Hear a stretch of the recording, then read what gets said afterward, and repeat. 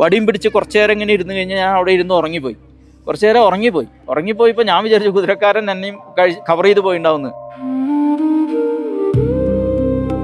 നമ്മളെവിടെയൊക്കെ നമ്മളെ ഭഗവാൻ സഹായിക്കുന്നു എന്നുള്ളതിൻ്റെ ഒരു വലിയ പോയിൻ്റാണ് എനിക്ക് ഈ കിട്ടിയ ഈ ഇൻസിഡൻസ് എന്ന് പറയാം നമുക്ക്.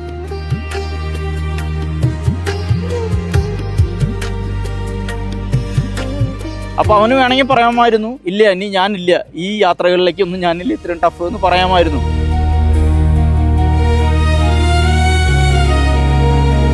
ഞാൻ ഇത്രയും കാലം ഞാൻ മോഹിച്ച അല്ലെങ്കിൽ ഞാൻ ആഗ്രഹിച്ച, ഞാൻ എൻ്റെ ജീവിതത്തിലെ ഏറ്റവും വലിയൊരു അഭിലാഷമായിരുന്നു എനിക്ക് ഈ മാനസരോവർ കൈലാസം എന്ന് പറഞ്ഞത്.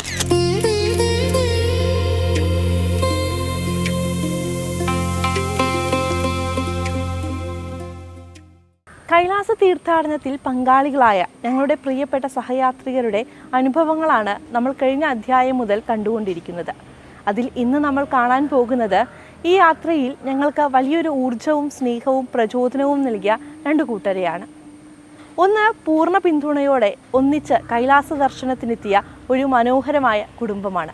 രണ്ട്, പ്രായത്തിൻ്റെ തളർച്ചയെ മാറ്റി നിർത്തി ഒരേ മനസ്സോടെ ഒരു ആത്മീയ യാത്രയ്ക്കായി ഒന്നിച്ചിറങ്ങിയ 4 സഹോദരങ്ങളാണ്. സാധാരണയായി ഒരാൾ കൈലാസത്തിൽ പോകാൻ തീരുമാനം എടുക്കുമ്പോൾ തന്നെ വീട്ടിൽ വലിയൊരു ആശങ്കയുണ്ടായിരിക്കും അല്ലേ? എന്നാൽ ഒരു കുടുംബം ഒന്നടങ്കം എല്ലാ പ്രതിസന്ധികളെയും തരണം ചെയ്ത് കൈലാസ പരിക്രമണത്തിനായി ഇറങ്ങിത്തിരിക്കുക എന്നത് ചെറിയൊരു കാര്യമല്ല. യാത്രയിലെ ഓരോ കഠിന ഘട്ടത്തിലും പരസ്പരം താങ്ങായി നിന്നുകൊണ്ട് കൈലാസനാഥൻ്റെ അനുഗ്രഹം ഒരുമിച്ച് അനുഭവിച്ചറിഞ്ഞ ആ കുടുംബത്തിൻ്റെ അനുഭവങ്ങൾ കേൾക്കുന്നത് തന്നെ മനസ്സിന് വലിയൊരു ആശ്വാസമാണ്. അവരിൽ നിന്നും ആ യാത്രാവിശേഷങ്ങൾ നമുക്കൊന്ന് കേൾക്കാം.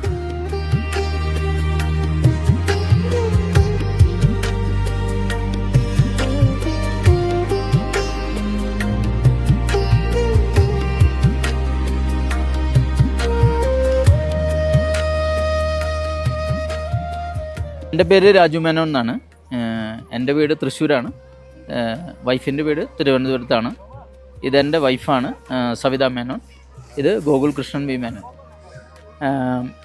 ബേസിക്കലി ഞങ്ങൾ ഈ ഒരു തീർത്ഥയാത്ര തുടങ്ങാനുള്ള ഇതിൻ്റെ ഒരു സ്റ്റാർട്ടിങ് പോയിൻ്റ് എന്ന് പറഞ്ഞു കഴിഞ്ഞാൽ, ഞാൻ ലാസ്റ്റ് ഒരു 5 years ബിഫോർ നടന്ന നമ്മുടെ കുംഭമേളയിൽ, പ്രയാഗ്രാജിൽ നടന്ന കുംഭമേളയിൽ ഞാൻ കുംഭമേളയ്ക്ക് പോയിരുന്നു.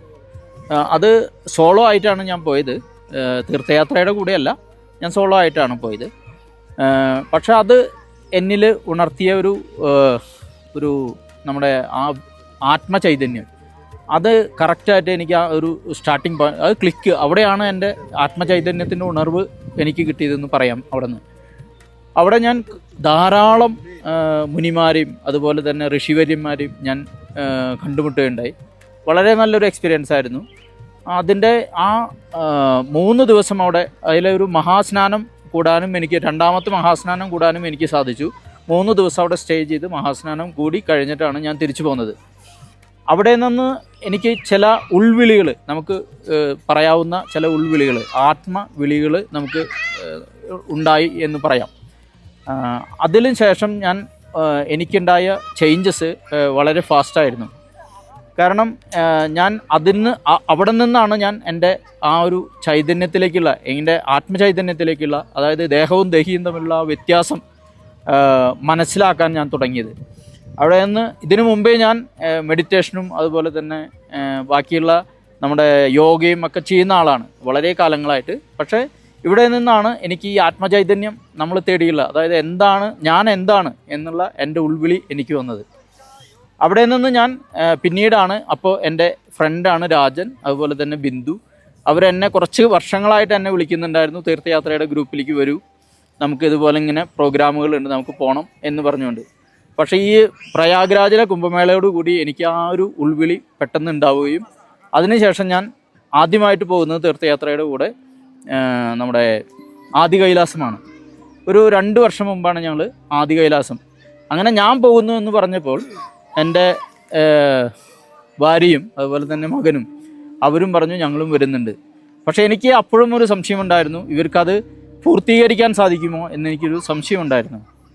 പക്ഷെ അവർ വളരെ ലഘുവായിട്ട് അത് കഴിഞ്ഞ് ഞങ്ങൾക്ക് സാധിച്ചത് ശരിക്കും പറയുകയാണെങ്കിൽ നമുക്ക് ആ കിട്ടുന്ന ഊർജം അല്ലെങ്കിൽ ആ എനർജി നമ്മൾ ഓരോ എനർജി പോയിന്റുകൾ ഇതിനെയൊക്കെ നമ്മൾ കാണുന്നത് ഓരോ എനർജി പോയിൻ്റാണ്. നമ്മൾ മെഡിറ്റേഷൻ ചെയ്യുന്ന സമയത്തും യോഗ ചെയ്യുന്ന സമയത്തും നമുക്ക് ഓരോ ഉൾവിളികൾ വരുമ്പോൾ നമ്മളോട് പറയും നമുക്ക് ഇന്ന സ്ഥലത്ത് അടുത്ത് പോകണം എന്നുള്ളത് നമുക്ക് ആ ഒരു ഉൾവിളി ഭഗവാന്റെ ഭാഗത്ത് നിന്ന് ഉണ്ടാവുന്നുണ്ട്. അപ്പോൾ ഈ ആദി കൈലാസം ഞങ്ങൾ പോകുന്ന സമയത്തും ഞങ്ങൾക്ക് കിട്ടിയിരിക്കുന്ന അല്ലെങ്കിൽ ഞാൻ കണ്ടിരിക്കുന്ന എൻ്റെ വൈഫിനാണെങ്കിലും മകനാണെങ്കിലും അവർ അത് പൂർത്തീകരിക്കുമോ എന്ന് എനിക്ക് ചെറിയൊരു ഡൗട്ട് ഞാൻ അവരോട് പറഞ്ഞില്ലെങ്കിലും എനിക്കുണ്ടായിരുന്നു അത്. പക്ഷെ അവർ വളരെ ആ എനർജി അവർക്ക് കിട്ടുകയും ഭഗവാന്റെ ആ ഒരു ഉൾവിളി അവർക്കും കിട്ടുകയും ഒരു പരിധി വരെ ഞങ്ങളുടെ ഗ്രൂപ്പിൽ കിട്ടിയിട്ടുള്ള ഒരു നല്ല നല്ല ചില ഐക്കോണിക് ആളുകളുണ്ട്. വളരെ എനർജറ്റിക് ആയിട്ടുള്ള വളരെ ഐക്കോണിക് ആയിട്ടുള്ള ചില ആളുകൾ. അവർ ഈ ടീമിനെ തന്നെ മധു ഇതിൻ്റെ പ്രത്യേകിച്ച് ലീഡറായിട്ടുള്ള മധു ഭയങ്കര ശക്തിയും അതുപോലെ തന്നെ ഭയങ്കര ആത്മീയ ശക്തിയുമുള്ള ഒരു വ്യക്തിയാണ്. അദ്ദേഹത്തിൻ്റെ ഊർജ്ജം ഞങ്ങൾക്ക് എല്ലാവർക്കും കിട്ടുന്നുണ്ട്. അതുകൊണ്ടാണ് ഈ യാത്ര ഞങ്ങൾക്ക് വളരെ സുഗമമായിട്ട് ഞങ്ങൾക്കിത് കഴിക്കാൻ സാധിച്ചത്. അപ്പോൾ ഈ ആദി കൈലാസം യാത്ര കഴിഞ്ഞ് വന്നതോടുകൂടി നമുക്ക് വീണ്ടും ഞാൻ അപ്പോഴും എനിക്കും എൻ്റെ വൈഫിനും മോനും ഇത് അടുത്തൊരു യാത്രയിലേക്ക് അവർ വരുമെന്ന് എനിക്കൊരു സംശയം ഉണ്ടായിരുന്നു. പക്ഷെ അവിടെ വെച്ച് തന്നെ അവർ മധുവിനോട് ഡിക്ലെയർ ചെയ്യുകയാണ് ഞങ്ങൾ അടുത്ത യാത്രയിലും ഞങ്ങളുണ്ട് എന്ന് ഡിക്ലെയർ ചെയ്യുകയാണ്. അപ്പോൾ നെക്സ്റ്റ് ഇയർ ആയിരുന്നു നമ്മുടെ ഈ കൈലാസ് മാനസരോവർ യാത്ര. അത് ലാസ്റ്റ് ഇയർ ആയിരുന്നു ഞങ്ങൾ ശരിക്കും പ്ലാൻ ചെയ്തത്. പക്ഷേ ഭഗവാന്റെ ആ ഒരു നിയോഗം ഞങ്ങൾക്ക് അന്ന് ഉണ്ടായിട്ടില്ല. ഒരു ദിവസത്തെ ഒരു ഡിഫറൻസിൽ ഞങ്ങൾക്കത് മിസ്സായി. പിന്നെയാണ് ഞങ്ങളപ്പോൾ ഈ പ്രാവശ്യം ഞങ്ങൾ എന്തായാലും അത് പൂർത്തീകരിക്കണം എന്നുള്ള കണ്ടീഷനിൽ വളരെ പ്ലാൻ ചെയ്ത് ഞങ്ങൾ അതിലേക്ക് കൊണ്ടുവന്ന് ശരിക്ക് ഈ പ്രാവശ്യത്തെ ഞങ്ങളുടെ നിയോഗം ഭഗവാൻ ഞങ്ങൾക്ക് വെച്ച ഈ നിയോഗത്തിലേക്ക് ഞങ്ങൾ എത്തിച്ചേരുന്നത്. ശരിക്കും ഈ വർഷത്തെ നിയോഗം ഞങ്ങളെ ശരിക്കും ഇപ്പോൾ തോന്നുന്നു ഞങ്ങളെ കഴിഞ്ഞ വർഷം ഞങ്ങളെ പോവാതിരിക്കാൻ ഭഗവാൻ ശ്രമിച്ചത് ഈ വർഷത്തേക്ക് വേണ്ടിയായിരുന്നു. കാരണം ഈ വർഷത്തെ സാഗ ഫെസ്റ്റിവലിനോടനുബന്ധിച്ച് നമുക്ക് ഇപ്രാവശ്യം നമ്മൾ ചെയ്യുന്ന ഈ പരിക്രമണം ഒരു 13 വർഷത്തെ സുഹൃതം അത് നമുക്ക് കിട്ടുമെന്നാണ് പറയുന്നത്. അപ്പോൾ ഞങ്ങളിപ്പോൾ ആൾറെഡി ഒരു 13 വർഷത്തെ ഒരു സുഹൃതത്തിലേക്ക് ഞങ്ങൾ നടന്നു നീങ്ങി എന്നാണ് ഞാൻ പ്രതീക്ഷിക്കുന്നതും. അതുപോലെ തന്നെ ആ ഒരു എനർജിയാണ് എനിക്ക് കിട്ടിയിട്ടുള്ളത്. ഇപ്പോൾ എനിക്ക് തോന്നുന്നത് എൻ്റെ ഭാര്യയ്ക്കാണെങ്കിലും എൻ്റെ മകനാണെങ്കിലും ആ ഒരു എനർജി അവർക്ക് കിട്ടിയിട്ടുണ്ട്. അതിൻ്റെ ഒരു ഭാഗമായിട്ടാണ് ഇപ്പോൾ നമുക്ക് ഞങ്ങളിത് കഴിഞ്ഞ് ഇത്രയും ടഫായിട്ടുള്ള ദോൾമ പാസ പോലുള്ള പല ആ ഒരു ടഫായിട്ടുള്ള ഒരു 4 കിലോമീറ്റർ യാത്രയും ഒക്കെ ഞങ്ങൾക്ക് വളരെ സുഗമമായിട്ട് കഴിഞ്ഞ് ആർക്കും ഒരു വിഷമവുമില്ലാതെ ചെറിയ വിഷമങ്ങളൊക്കെ ഉണ്ടായിട്ടുണ്ട്. അതെല്ലാവർക്കും ഉണ്ടായിട്ടുണ്ട്. സാഗ കഴിഞ്ഞപ്പോൾ തന്നെ സാഗയിലെത്തിയപ്പോഴാണ് കൂടുതൽ പേർക്ക് ഈ ആൾട്ടിറ്റ്യൂഡിൻ്റെ ഒരു ഭയങ്കര ഡിഫറൻസിൽ വന്ന കുറേ പ്രശ്നങ്ങൾ വന്നത്. പക്ഷേ ആ സാഗ കഴിഞ്ഞ് അവിടെ നിന്ന് നമ്മൾ യമദ്വാറിൽ അല്ലെങ്കിൽ ദാർച്ചനിൽ എത്തിയോടുകൂടി എനിക്ക് തോന്നുന്നത് ഒരുവിധ ആൾക്കാരൊക്കെ കുറേശ്ശെ സ്റ്റേബിൾ ആവാൻ തുടങ്ങിയിരുന്നു.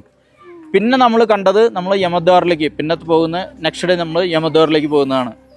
ആ യമദ്വാറിൽ നമ്മൾ കണ്ട 3 പ്രദക്ഷിണം. ഈ 3 പ്രദക്ഷിണം നമ്മൾ പറയുകയാണെങ്കിൽ ശരിക്കും നമ്മൾ പറയപ്പെടുന്നത് നമ്മുടെ മരണത്തെ മരണത്തോടുള്ള ഭീതിയെ നമ്മൾ അതിക്രമിച്ചു അല്ലെങ്കിൽ അതിനെ നമ്മൾ മറികടന്നു എന്നാണ് നമ്മൾ പറയപ്പെടുന്നത്. അങ്ങനെ തന്നെയാണ് അതിനെ ഫീൽ ചെയ്തത്. നമുക്ക് വളരെയധികം പോസിറ്റീവായിട്ട് നമുക്ക് ഒന്നിനും പേടി തോന്നാത്ത വിധത്തിൽ. അതുപോലെ തന്നെ നമ്മുടെ ആ യാത്രയിലുണ്ടാവുന്ന നമ്മുടെ ബുദ്ധിമുട്ടുകൾ ഈ 3 ദിവസം നമ്മൾ കുളിക്കുന്നില്ല. അതുപോലെ നമ്മൾ ഈ 3 ദിവസം നമ്മൾ ജനിച്ച അതേ രൂപത്തിലാണ് നമ്മൾ ജീവിച്ചത്. ഒരു മനുഷ്യൻ ജനിക്കുമ്പോൾ നമ്മൾക്ക് എന്തെല്ലാം ഉണ്ടോ അത് മാത്രമേ ആ സമയത്ത് നമുക്കുള്ളൂ. ഈ 3 ദിവസവും നമുക്ക് വേറൊന്നും ഒരു സൗകര്യങ്ങളോ എല്ലാ സൗകര്യങ്ങളെയും നമ്മൾ തൃണവൽക്കരിച്ചുകൊണ്ട് നമ്മൾ വളരെയധികം പോസിറ്റീവായിട്ട് ഈ 3 ദിവസം നമ്മൾ അതിജീവിക്കുകയാണ് ചെയ്തത്. അപ്പോൾ ഈ 3 ദിവസം കഴിഞ്ഞപ്പോൾ നമ്മൾക്ക് തോന്നിയത് നമ്മളത് കഴിഞ്ഞ് പരിക്രമണം കഴിഞ്ഞ് എനിക്ക് പറയുമ്പോൾ ഞാൻ കുതിരയെടുത്തിരുന്നു, അതുപോലെ എനിക്ക് വോട്ടർ ഉണ്ടായിരുന്നു. പക്ഷേ എന്നാലും അവരോട് ഞാൻ പറഞ്ഞത് എവിടെ ഞാൻ കൊളാപ്സ് ആവുന്നു അവിടെ എന്നെ നിങ്ങൾ സഹായിച്ചാൽ മതി, അതുവരെ നിങ്ങൾ എന്നെ ഒന്നും ചെയ്യേണ്ട എന്ന് പറഞ്ഞ് എൻ്റെ കുതിരയെ ഞാൻ മാറ്റി നിർത്തി. പക്ഷെ ഭഗവാൻ ആ വിളി എനിക്ക് തന്നത്, ആ എനർജി തന്നത് ഞാൻ നേരത്തെ പറഞ്ഞ പോലെ ഞാൻ ഇത്രയും കാലം ഞാൻ മോഹിച്ച അല്ലെങ്കിൽ ഞാൻ ആഗ്രഹിച്ച എൻ്റെ ജീവിതത്തിലെ ഏറ്റവും വലിയൊരു അഭിലാഷമായിരുന്നു എനിക്ക് ഈ മാനസരോവർ കൈലാസം എന്ന് പറഞ്ഞത്. എൻ്റെ ജീവിതത്തിലെ ഏറ്റവും വലിയ കാരണം ഞാൻ വളരെ ചെറുപ്പത്തിൽ എൻ്റെ അമ്മ എന്നോട് പറയായിരുന്നു എനിക്ക് മാനസരോവർ കൈലാസത്തിൽ പോകണമെന്ന്. പക്ഷെ പാവം എൻ്റെ അമ്മയ്ക്ക് പോകാൻ പറ്റിയില്ല. കാരണം അവർക്കിപ്പോൾ പ്രായമായി 83 ഇയേഴ്സായി. അമ്മ ടീച്ചറായിരുന്നു, റിട്ടയറായി. പക്ഷെ അവർക്ക് പോകാൻ പറ്റിയില്ല. അത് എനിക്കിപ്പോഴും നമ്മുടെ ലീഡറായിട്ടുള്ള മധു പറഞ്ഞതുപോലെ എനിക്കിപ്പോഴും തോന്നുന്നു എന്നെ ഇതിലേക്ക് നയിച്ചത് ഞാനല്ല, ഞാൻ ഇതിൻ്റെ ഒരു ഭാഗം മാത്രമാണ്. എൻ്റെ പിതാമഹന്മാരുടെ അനുഗ്രഹം, അവരുടെ എന്താ പറയുക, അവരുടെ ഒരു അഭിലാഷം, അത് എന്നിലൂടെയും അതുപോലെ എൻ്റെ ഭാര്യയിലൂടെയും എൻ്റെ മകനിലൂടെയും ഞാൻ പലപ്പോഴും ആലോചിക്കാറുണ്ട്. എൻ്റെ മകൻ ഇത്രയും യങ് ആണ്. എനിക്ക് തോന്നുന്നത് നമ്മുടെ ഈ ഗ്രൂപ്പിലെ ഏറ്റവും യങ് ആയിട്ടുള്ള ഒരു യാത്രികനാണ് എൻ്റെ മകനായിട്ടുള്ള ഗോകുൽ മേനോൻ. അവനും ഇതുപോലെ തന്നെ ഇത്രയും ടഫായിട്ട്, കാരണം ആദി കൈലാസ് ചെയ്തതേ ടഫ്. അപ്പോൾ അവന് വേണമെങ്കിൽ പറയാമായിരുന്നു, ഇല്ല ഇനി ഞാനില്ല, ഈ യാത്രകളിലേക്കൊന്നും ഞാനില്ല, ഇത്രയും ടഫ് എന്ന് പറയാമായിരുന്നു. പക്ഷെ അവൻ ഇത്രയും ധൈര്യത്തോടു കൂടി ഞങ്ങളോട് പറഞ്ഞു, ഇല്ല ഞാനും വരുന്നുണ്ട് എന്ന് പറഞ്ഞ് അവൻ വരുന്നത് എനിക്കിപ്പോഴും തോന്നുന്നു അത് അവനെ കൊണ്ട് ചെയ്യിച്ചതാണ് ഈ ഞങ്ങളുടെ പൂർവികർ. ഇത് ആഗ്രഹങ്ങൾ ബാക്കി വെച്ച ഞങ്ങളുടെ പൂർവികർ ഇതിനു വേണ്ടി എല്ലാ ഊർജവും ഞങ്ങൾക്ക് തന്ന് ഞങ്ങളെ പറഞ്ഞു വിട്ട് ഈ പരിക്രമണം കഴിപ്പിച്ച് വളരെ സക്സസ് ആയി കഴിപ്പിക്കാൻ സാധിച്ചു എന്നുള്ളതാണ് എനിക്ക് തോന്നുന്നത്.